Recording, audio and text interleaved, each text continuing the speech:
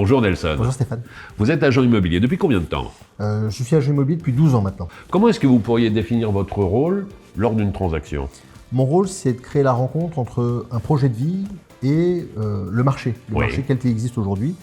Donc accompagner les vendeurs à vendre au juste prix et les acquéreurs à acheter en confiance. Donc on a un vrai rôle d'accompagnement et de transparence. Alors vous travaillez régulièrement avec des diagnostiqueurs immobiliers, que ce soit pour une vente ou pour une location d'ailleurs. Oui, c'est obligatoire dans tous les cas de figure. Le diagnostiqueur, c'est vraiment le médecin du logement. C'est celui qui a un regard neutre et objectif.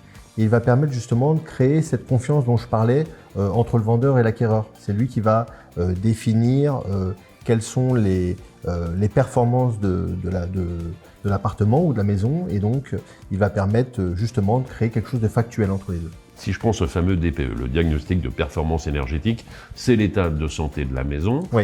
Est-ce qu'il va avoir un rôle sur la négociation finalement que l'on va effectuer après?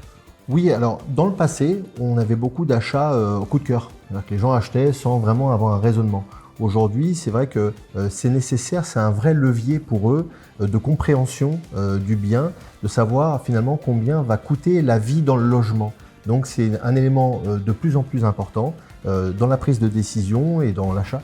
Est-ce que le diagnostic fait plus peur au vendeur qu'à l'acheteur? Je pense qu'il ne fait pas peur.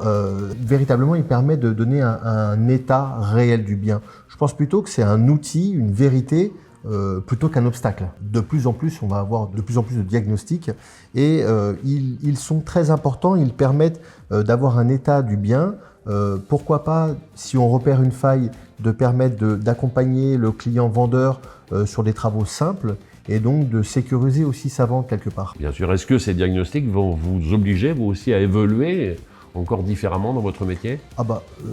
Véritablement, on doit avoir un rôle de conseiller, d'accompagnement et pas simplement de vendeur. On doit vraiment les conseiller sur ce qu'ils doivent faire, comment le faire, leur présenter les bons interlocuteurs pour le faire. Donc on est vraiment le lien entre tous les acteurs du métier aujourd'hui. Pour vous, ça représente quoi, le diagnostic immobilier? Alors je dirais que c'est la vérité qui est parfois exigeante, mais qui est indispensable. Merci mille fois pour ce retour d'expérience. Avec Agenda Diagnostic, c'est ce que l'on appelle le rapport de confiance.